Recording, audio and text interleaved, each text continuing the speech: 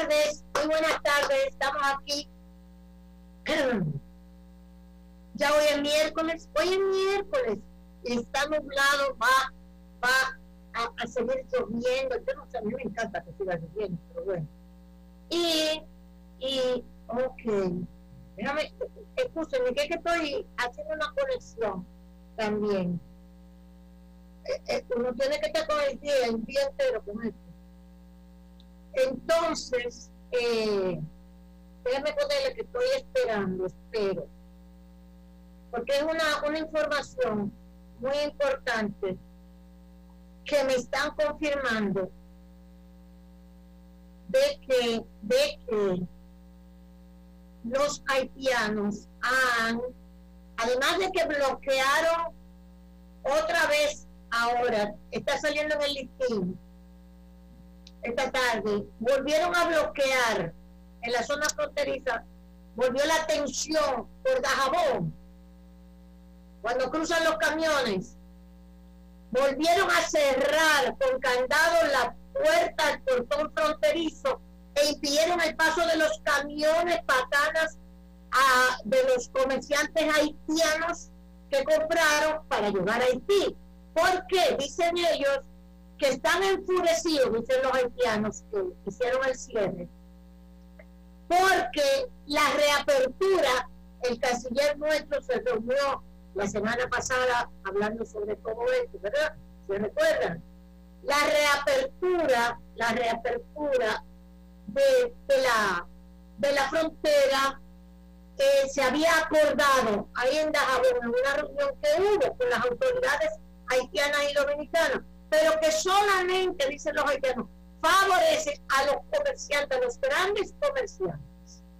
Entonces, los pequeños comerciantes haitianos que compran su mercancía para llevarla también a vender a Haití, las autoridades haitianas se la tiran, se la botan, se la confiscan. Entonces ellos están diciendo los comerciantes haitianos, Ogui y Joseph Batiste, mírenlo ahí, me da una pena.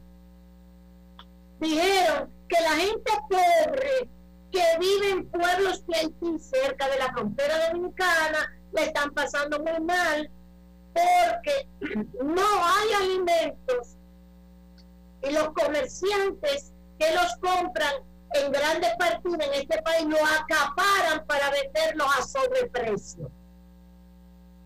Pero qué destino, señores. ¿Pero qué es lo que quiere? Que explote por eso era que decía ayer este señor con el que hablamos de que hay que estar casi al borde de una guerra, porque es negociando y explotando y explotando la miseria de ese pueblo. Entonces que los grandes comerciantes, ellos le trancan el paso de los camiones porque son los que se están beneficiando y venden a sobreprecio, y los pequeños comerciantes que son los que cruzan en los mercados muchas veces a comprar al mercado, a comprar los productos para llevarlos en pocas cantidades, se lo confiscan y hasta se lo botan. Entonces ese pueblo pasando hambre. Bueno, esto está, y entonces la información que me acaba de llegar desde ADOEXPO, que es la que estoy tratando de confirmar, dice la Asociación Dominicana de Exportadores ADOEXPO, afirmó hoy que representa un costo exorbitante el nuevo cobro de aproximadamente $800 establecido por las autoridades de Haití por la verificación de las mercancías que pasan por las aduanas del vecino país. Esto sin incluir el 27% de los impuestos sobre la renta que deben ser pagados por servicios al exterior. La presidenta de la entidad empresarial, Elizabeth Mena, expresó la preocupación del sector porque ese mercado es el segundo socio comercial de República Dominicana, hacia donde se exportó un monto aproximado de $536 millones entre los meses de enero y septiembre de este año. Y entonces la dirigente de ADOEXPO hizo un llamado al Ministerio de Relaciones Exteriores a Pro Dominicana, eso era el CIRD, Pro Dominicana, la Dirección General de Aduanas, la Dirección General de Impuestos Internos y otras instituciones oficiales vinculadas con este tema para buscar una salida justa a esta nueva medida del gobierno haitiano que constituye un duro golpe para la competitividad del país. Por su parte, el vicepresidente presidente ejecutiva de la ADOEXPO, Odile Niño, explicó que este cobro corresponde al valor FOB, que al tener que ser pagados a la empresa SGS contratada para esos fines, ubicada fuera del territorio nacional, por lo que no se le puede retener los impuestos ni ser presentado como gasto al fisco, lo que eleva aún más los costos. Mi niño Morgal precisó que estas verificaciones no deben ser cobradas a los exportadores. Son excesivas y en ninguna forma se aproxima a la medida cobrada por la inspección de los contenedores en otros países. Ahora los haitianos les meten $800 más de impuestos a las mercancías dominicanas exportadas. Entonces están haciendo un llamado, ADOEXPO está haciendo un llamado, de acuerdo a la nota que tenemos aquí, de ADOEXPO, de que se disputa esto con los haitianos, relaciones exteriores, impuestos, aduanas, impuestos internos, etcétera, etcétera, etcétera. En los de Haití yo me voy,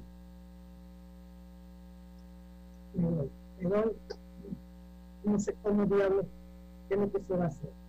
Bueno, entonces esto yo quería traerse. Ustedes saben que nosotros tenemos siempre el tema con respecto a Haití. Esa es la marca, porque hay las marcas personales también, hay marca país y marcas personales. Yo creo con mucho orgullo que yo, Consuelo de Clavel, que es una marca personal, que es el tema haitiano. ¿Okay? Pero es el tema haitiano porque es el tema dominicano. A mucho orgullo, a mucho orgullo. Entonces, al lado de todas estas cosas, nosotros, el presidente inauguró hoy, está en el listín diario también, qué bueno, estas noticias son buenas, inauguró el primer Picasso para una zona franca en Nigua, parque industrial en Nigua, que aportará cerca de 10,000 empleos. Amén. Todo lo que sea empleo para los dominicanos y dominicanas. Bien, lo respaldamos totalmente, como respaldamos marca país también. Señores, en la tarde de hoy, yo sé que tenemos más cosas, pero yo quisiera hablar con Luis Carvajal. Ustedes saben que Luis es parte de este programa. Luis Carvajal, ambientalista. Y Luis, ya está ahí. Mira que lindo. Hola, Luis. Hola, ¿se escucha? Me dijiste que eso que tú tienes detrás de ti, eso es la presa de Maimón. De Monción, la presa de Monción. Sí. De Monción. Que el parque de Manolo Tavares Justo, ¿qué fue lo que pasó con eso? El parque yo hablé de eso en tu programa. El parque Manolo Tavares Justo fue eliminado por una decisión del Tribunal Constitucional a solicitud de una serie de fundamentalmente los productores de madera, porque inmediatamente se eliminó. Ahí vinieron las grandes inversiones para los aserraderos y se restauraron los aserraderos. El aserradero más moderno del país se instaló en esa zona. Pero se eliminó el parque para que lo hacer, pero son fincas que siembran ellos mismos la madera. Fíjate que ahí... O sea, son tan modernos que lo que hacen es llevarse... Claro, lo que ellos están es saqueando el bosque nativo. Claro, ellos tanto, supuestamente, ¿sabes? Aquí se habla que son planes de manejo, pero en realidad ha habido una gran cantidad de irregularidades que continúan. Y el factor fundamental que primó ahí eran la maniobra. La persona que más maniobró para eso fue Antonio Cruz, que logró Antonio Cruz, el anterior senador de Santiago Rodríguez, que es dueño de aserradero allá arriba, pero ahí hay fundamentalmente eso, los grandes aserraderos, y la idea era partir de una mentira. Vamos después, tú después me vas a volver a explicar todo eso. Sí, sí. De hecho hablarte con imágenes para que lo vean. Estás subiendo algo que no es la bilirrubina, es el maldito pique. No, tranquila, ese es un tema que me gustaría mostrártelo con imágenes. Lo vamos a mostrar con calma, exacto. Vengo planificando para la semana que viene. Porque ahora nos vamos a ir con el rescate. El presidente, que nos alegra muchísimo, hizo el viaje, mira aquí, el rescate de los Sama, de Isabel. El presidente amaneció el fin de semana, el lunes, montado en un yate. Sí, yo he estado viendo la noticia y le he dado seguimiento. Tú diste una declaración porque él dice rescate, y el rescate implica, por supuesto, la limpieza de estos ríos. Entonces tú diste una declaración. Onofre también, Onofre Rojas. Sí. Onofre afirmó que existe el plan 2030, 2030, que muestra avance. Onofre Rojas afirma plan al 2030 muestra avance, que hay un plan. Pero yo lo que quiero que tú me digas, Luis, ¿es posible limpiar el Osama y el Isabela? Ojalá, pero ¿por dónde habría que empezar desde tu punto de vista? De acuerdo a lo que tú dijiste. Mira, el problema es complejo. Primero, porque el Osama y el Isabela reciben muchas fuentes de contaminación. Desde el problema de que la ciudad ha crecido sin planificación para las cloacas, y por lo tanto no hay la posibilidad de capturar y conducir hacia plantas de tratamiento la inmensa mayoría de los lodos cloacales y de las aguas servidas que genera la ciudad. Luego está el problema de los múltiples microvertederos.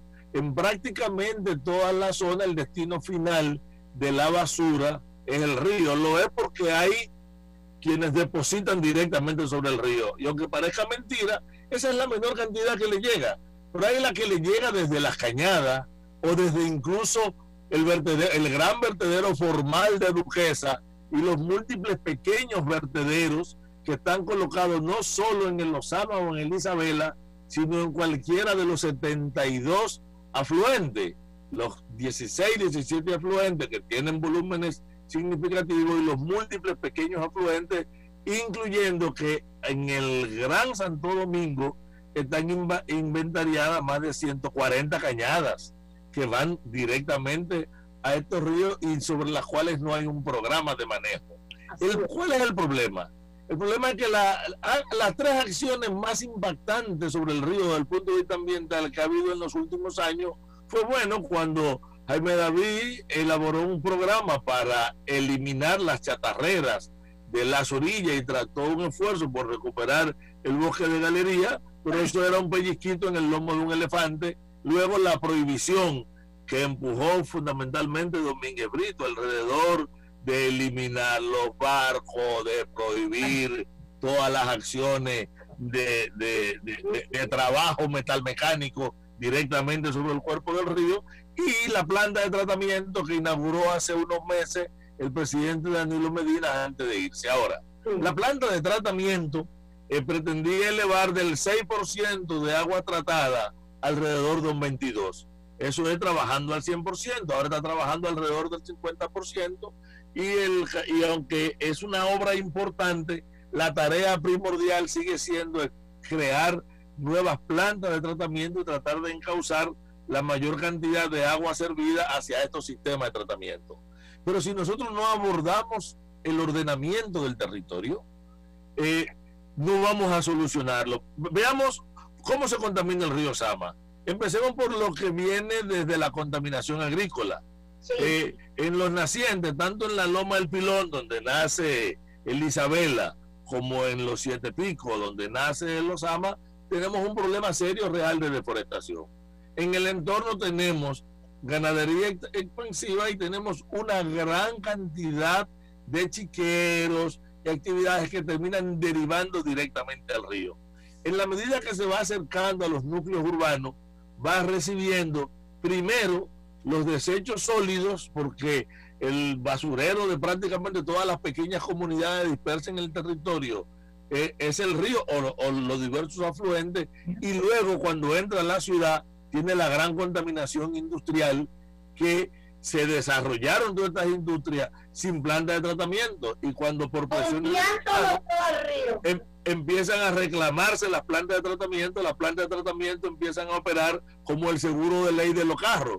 Tú tienes, por ejemplo, un vehículo de marca del año y chocaste con un carro y te enseñó el seguro de ley, y tú sabes que tú estás obligado a resolverlo.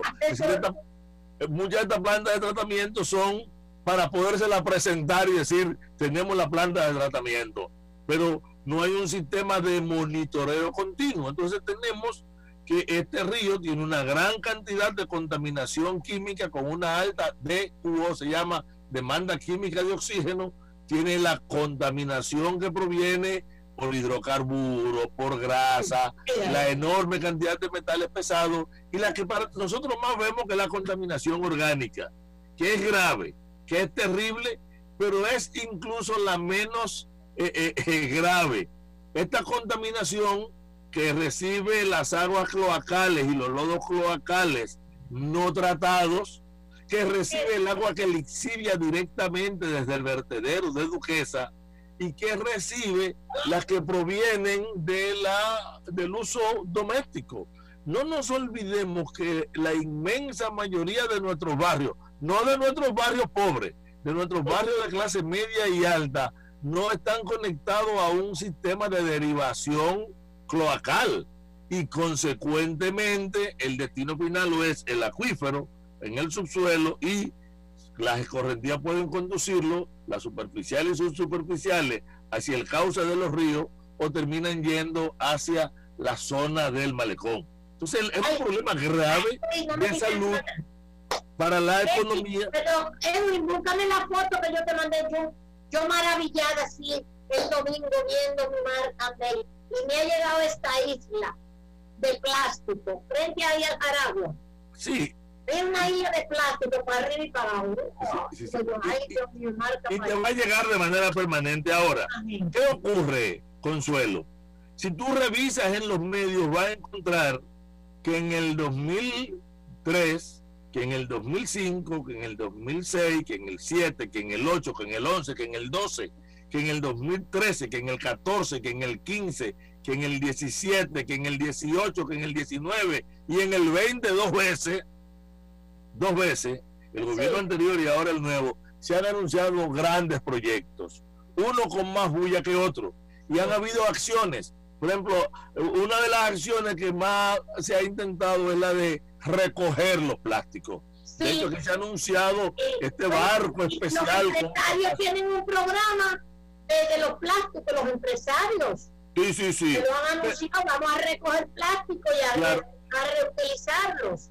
Pero estos programas de remover, que consecuentemente ayudan, no representan en realidad soluciones estructurales para un problema que es mucho más grave. Peor aún, ha habido programas en algunas de las diversas sindicaturas. De hecho, recuerdo que siendo tu regidora discutimos el asunto de las algas, que yo te decía que recoger algas era un contrasentido, porque las algas lo que hacían era sanear el río, eran la respuesta de la naturaleza a un problema, y que si no queríamos algas teníamos que descontaminar, no eliminar la solución natural. Entonces, todo el hecho de que todas estas soluciones han tenido tres vacíos, han carecido de la visión integral. Por eso, cuando el presidente anunció que tenían que participar todos los sectores, tampoco es la primera vez que se anuncia, no es el primer presidente que lo dice, uno lo ve contento y dice, oye, qué bien, porque la respuesta integral tiene que empezar por el ordenamiento macro del territorio. y por el ordenamiento de la sociedad. Si yo no freno el factor que va desplazando gente hacia la orilla de los ríos, yo no voy a resolver el problema de tener gente en la orilla de los ríos, por muchas viviendas y casas que construyan. No es mal que se haga, eso es correcto y lo aplaudimos, pero si no solucionamos en el origen, ese problema no se soluciona. No es verdad que nosotros podemos solucionar la contaminación por los lixiviados si no abordamos una política adecuada de manejo de residuos sólidos. Pero nacional, Luis. Claro, es a nivel... una política nacional que ya deberíamos, tanto que hablamos de modernidad y de tecnología y de baile y de tienda, tenemos que tener una política nacional con respecto a los residuos. Tú acabas de usar una palabra, yo me permito citar a un ecologista famoso que dijo: no me muestre cuál es la sofisticación tecnológica que tú tienes, sino dime qué tú haces con el vaso plástico. Ya. Para yo saber qué tan desarrollado eres. Exacto. Esa expresión la podemos generalizar y decir aquí mismo: dime a dónde va la pupú que tú haces en tu torre o en tu choza. En tu torre de lujo. Sí. ¿A dónde va eso mismo que tú estás diciendo? ¿A dónde cae? Porque cae al lado del acuífero que tú con el que tú te estás bañando. Exacto. Esa cáscara de plátano que tiraste, ¿a dónde llega al final? Y si tú utilizas eso como indicador, te darás cuenta que nosotros estamos obligados, cuando hablo entonces de ordenar el territorio, además ordenar el manejo de los vertederos, mientras los vertederos siguen siendo objeto de las mafias y de las tramposerías políticas. Y a veces de los mismos regidores, de los mismos alcaldes. Sí. A veces no, la inmensa mayoría de las veces hay una complicidad institucional. ¿Sabes las voltetas virtuales que había en el ayuntamiento? Que le pagaran a los políticos de que por volquetas que tenían, y es mentira, no recogían nada, no tenían ninguna volqueta. Todo eso estaba ahí. Lo que pasa es que no se hacía la auditoría. La Cámara de Cuentas no auditó al ayuntamiento, nunca. Añales sin auditar el de aquí. Sí. El otro problema es... Y la gente del PRD a la Cámara de Cuentas para que nos dijera lo de la basura. Fue el PRD y los regidores del PRD que subimos y fuimos, como yo estaba con el PRD, que me había invitado el ingeniero Vargas e Hipólito para que fuera regidora. Nunca me dijeron que tenía que hacer el PRD ni que yo tenía que defender el PRD. Consuelo, queremos que tú estés ahí en la boleta. Subimos. Fueron los regidores del PRD que fuimos al ayuntamiento, todos, a Duquesa, a ver cómo se manejaba la basura, y nos dimos cuenta que eso es un desastre. Y lo dijimos. Y fuimos a la Cámara de Cuentas que sacaran la cuenta de la jodida basura.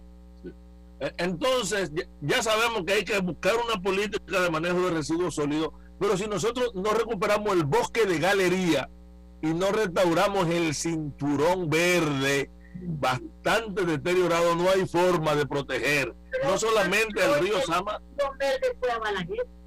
Sí. La última vez que yo oí hablar del cinturón verde fue a Joaquín Balaguer, la gente de Balaguer. ¿Es así?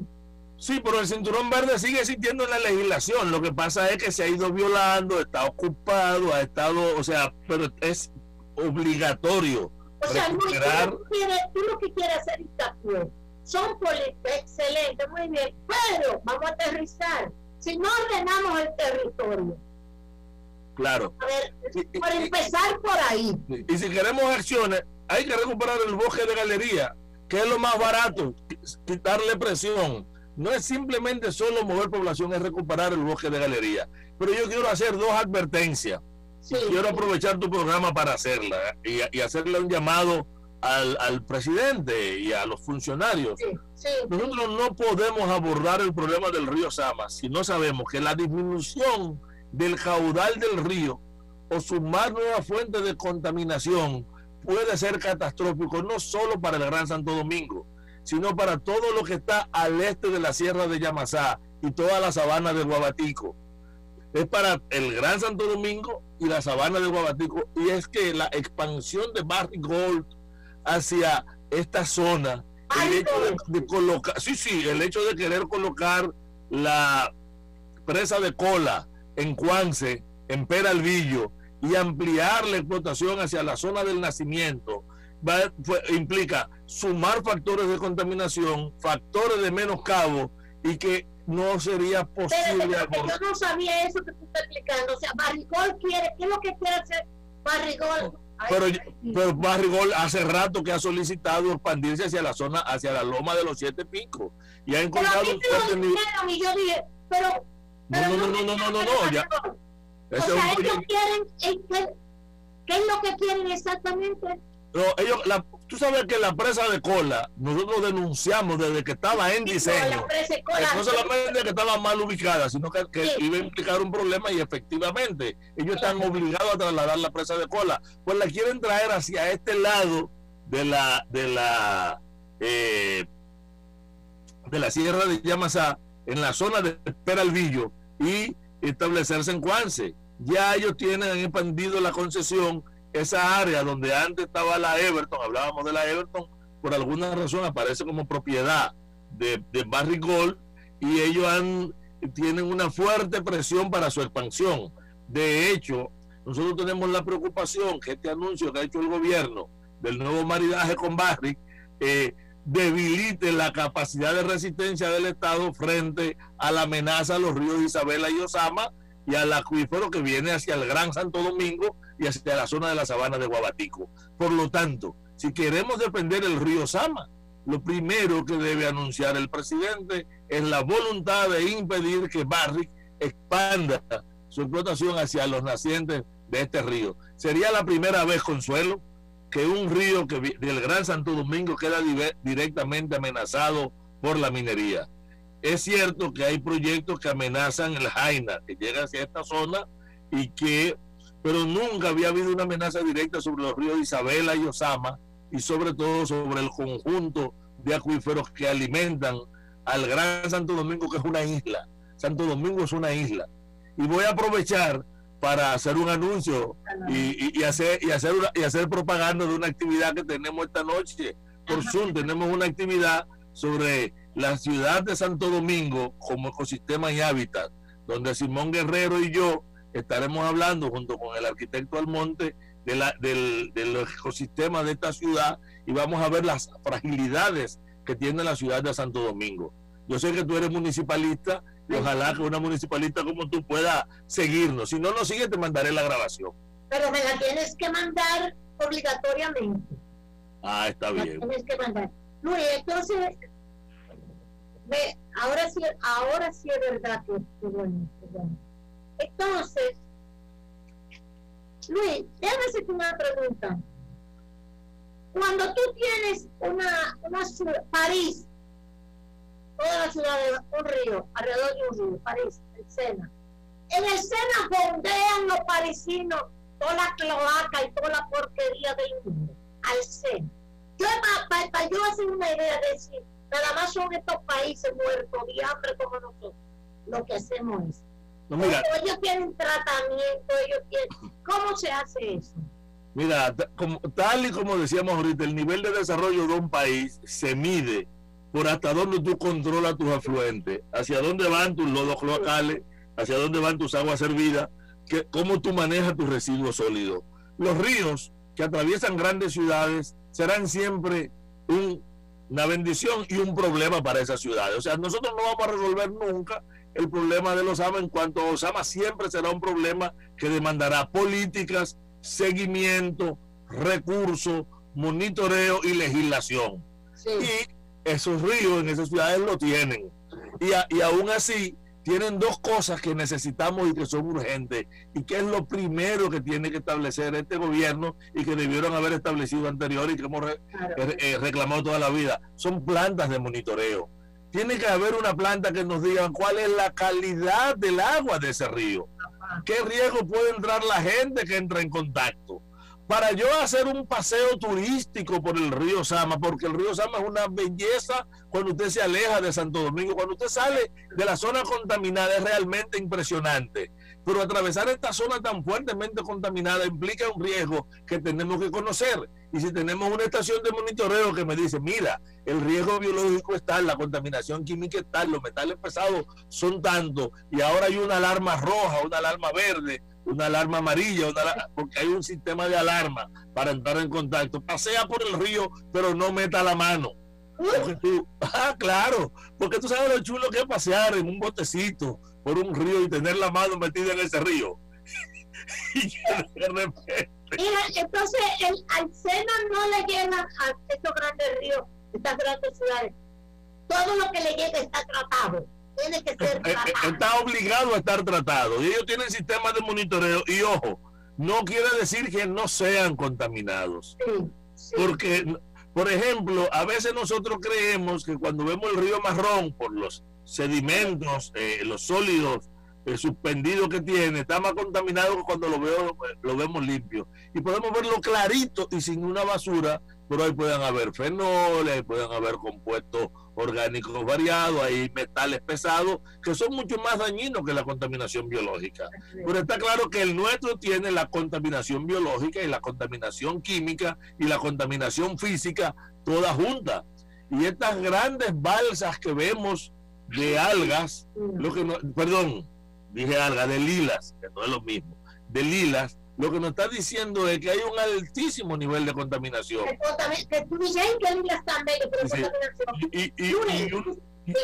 Una de las grandes preocupaciones que tenemos es que se trabaje sobre el maquillaje, es decir, yo quito la lila porque se ven, o yo tengo un sitio que recojo los plásticos para que el día que venga una avenida no me vengan todos masivamente al malecón y yo no afecte a mi turismo. Y esa sensibilidad que tenemos de que creemos que si decimos que estamos contaminados es porque queremos hacer daño. No, nosotros necesitamos que las acciones que hayan no sean cosméticas, y ese es el peligro de los gobiernos.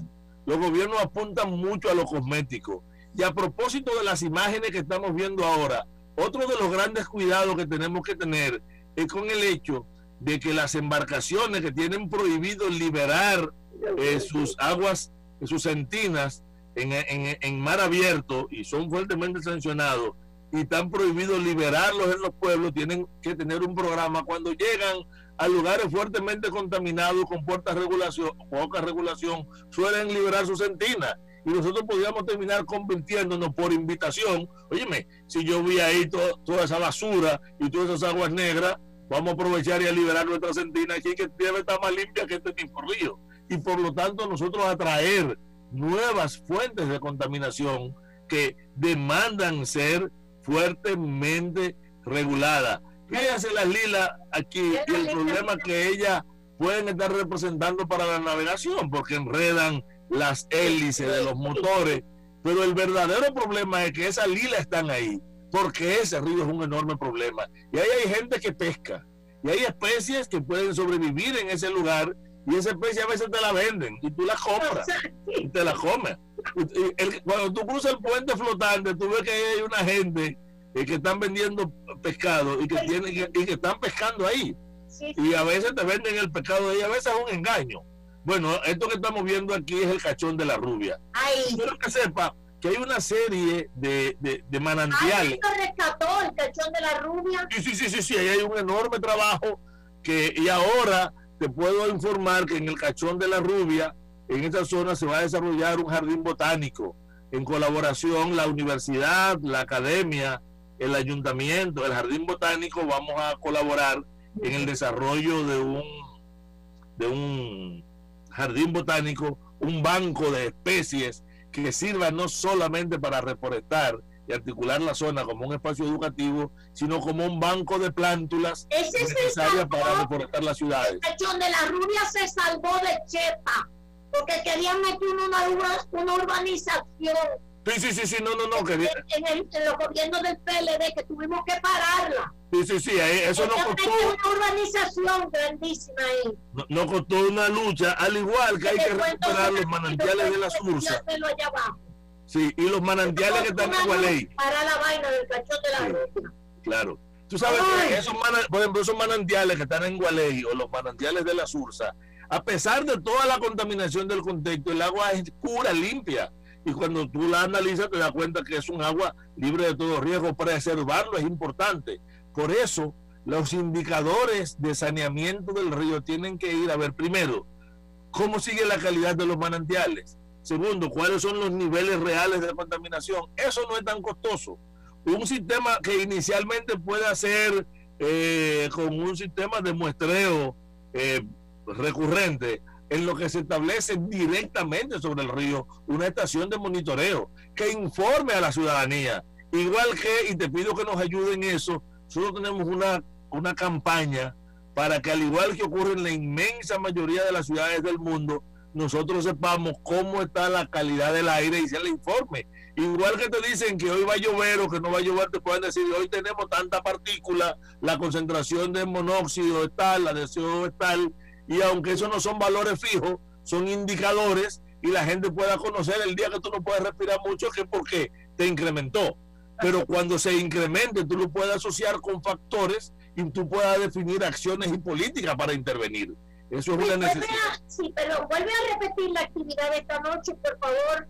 No, es una actividad que le han titulado Abuelo de pájaros sobre la ciudad. La idea es hablar de la ciudad como hábitat y ecosistema.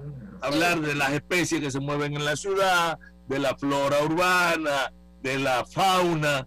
Pues Simón es un gran especialista en fauna, un experto en conducta animal, y yo trataré de hablar de los aspectos. ¿Cómo se van a conectar? ¿Cómo se va a conectar con ustedes? Bueno, hay una página de tanto de Facebook como de YouTube que lo estará publicando. Entonces por esa vía nosotros entraremos desde Zoom, pero tendrá una transmisión abierta por diversas redes. Hay una emisora, no recuerdo bien cuál es, que lo va a transmitir, sí. Pues mándamela a decir después y nosotros entonces le hacemos la propaganda. Muy bien, Consuelo, pues te la haré llegar. Luis, gracias. Bien, gracias a ustedes. Como decía una amiga mía, tengo tantas cosas que hacer que me voy a cortar. Una amiga de mía. Ay, tengo tantas cosas que hacer que me voy a cortar. Yo tengo tantas cosas que hacer.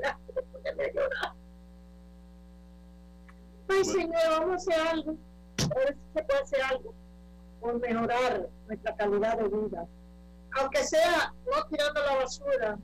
Fuimos al malecón a pasear. Sí. Entonces,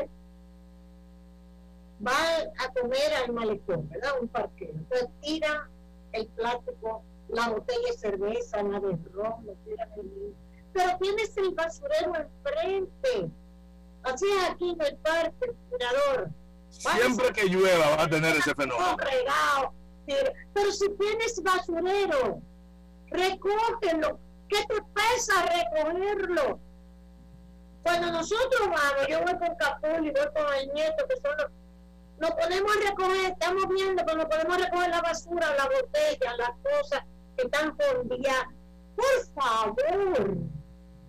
Esa es la dimensión educativa del problema. Hay que fortalecer la educación. La educación hay que fortalecerla en las escuelas, en los colegios. No tires la basura entonces tú ves el banco donde te van a sentar lleno de basura, de la cosa plástica, de la caja de pizza, tirado en el piso frente al mar. Luis, gracias mi amor querido, como siempre. Mándame a decir la dirección donde que se va a ver, porque entonces nosotros la publicitamos. Está bien, gracias. Mandar la grabación, Sí, está bien, haremos la grabación. Gracias, Luis Carvajal. Gracias, Consuelo. Un abrazo. Un abrazo. Bueno, señores, hemos tenido esta conversación siempre con Luis Carvajal. Yo quiero decirle que Luis es biólogo, investigador, profesor cultural, estudió biología en la Universidad Máximo Gorki de Rusia.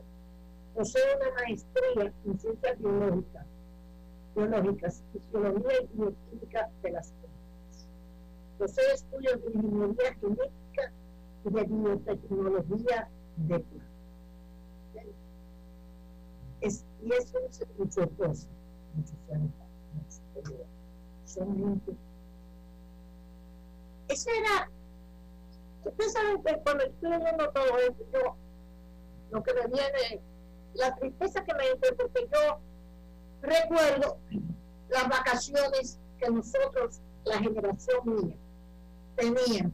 Llegaron las vacaciones de la escuela, de la escuela del colegio. ¿Qué se hacía en nuestro caso? Irnos para La Vega, a la casa de Papá Luis y de Mamá Lola Desprado, a la salida de La Vega. Todavía creo que está en la casa. Ya unas lunas. La misma autopista. Después, un poco más adelante, estaba la de Naya de Pradel, mi tía, y Héctor Sánchez Mosé. Y por ahí se subía para abajo. Esas vacaciones. Bañarnos en el río Camú, limpiecito. Bajábamos por la finca de mi abuelo, de Papá Luis, de Luis de Pradel, y Antino, mi abuelo, maestro. Bajábamos. Mamá Lola nos bajaba a todas las nietas, las de Tío Paco y la de Nené, detrás de mi padre. Que íbamos Luis Antonio, mi hermano, Naya Margarita Chego, más Floralilla, más María Estela, más Evelina, porque todavía no había nacido la más chiquita, de Tío Paco y Tía Lista. O sea, eso es lo que a mí me pasa. Nos bañábamos por aparte, bajábamos por atrás con Mamá Lola, mi abuela, a bañarnos en el río Camú, que daba el mundo.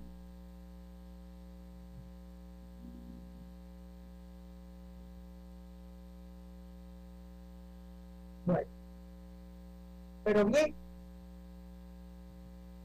entonces todo esto, toda esta inmundicia, toda esta porquería se llama progreso. Le llaman progreso muchas veces. Ese es progreso. Lo de nosotros era atrás. Y toda esta inmundicia, y toda esta basura, y toda esta porquería, y toda esta mala educación, y mundial todo y la basura, se llama progreso. Señores, recuérdense que nosotros, mire, hay otra cosa antes de irnos. Estoy muy preocupada por la cuestión de Haití y lo que dicen los haitianos. ¿Ok? El ISTIN publicó en Osama un espejo que es cierto, la dura pobreza, que es cierto, lo que dice Luis, es pobreza. Y un titular que me impactó hoy: productores vaticina más alzas de precio en canasta familiar. Caribe de hoy, el Caribe de hoy. Ya ha subido la prima, dicen, productores piden al gobierno sentarse a dialogar para evitar más incrementos. Consumidores pegan el grito. Productores agropecuarios estiman que las alzas en los precios de los productos de la canasta familiar apenas comienzan y llamaron al gobierno a sentarse en la mesa del diálogo para evitar que la situación se agrave. La Confederación Nacional, entonces ahí viene a cómo están los productos. El presidente de la Asociación de Pequeños Productores Avícolas de Moca y Licey, Ambriorix Cabrera, expresó al periódico El Caribe, del Caribe que estoy leyendo la crónica, que el aumento en el costo de la materia prima para la producción de pollo se incrementó, hizo que la producción de los mismos sea más cara. ¿Ok? Esta tarde nosotros vamos, en Sol de la Tarde, a hablar sobre esta situación muy delicada. Señores, recuérdense que nosotros estamos aquí gracias, como siempre, a Plaza Lama, siempre con Plaza Lama. Y decirle de Óptico Viejo, que ustedes saben que Óptico Viejo, en su sucursal de San Bill, viernes, sábado y domingo, viernes, sábado y domingo, que ya vamos a estar a 1 de noviembre, San Bill, tenemos una oferta, mírenla ahí, 1,199 pesos, 1,199 pesos. Cristales, la montura, los cristales antirreflejo terminados en la sucursal Sanville. ¿Ok? Usted va con su mascarilla, vaya a buscar su montura con sus lentes completos antirreflejos.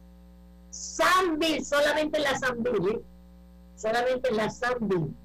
Que Óptico Viejo es más que una óptica y que determinadas condiciones aplican. Váyase para Óptico Viejo a resolver su problema de sus ojos. Y decide también que tu marca país, Café Santo Domingo, tu marca país, los productos rica, leche, fruto, queso rica. ¿Ok? Ok. Bueno, nos vemos esta tarde, en Sol de la Tarde, y que Dios nos ayude siempre. Amén.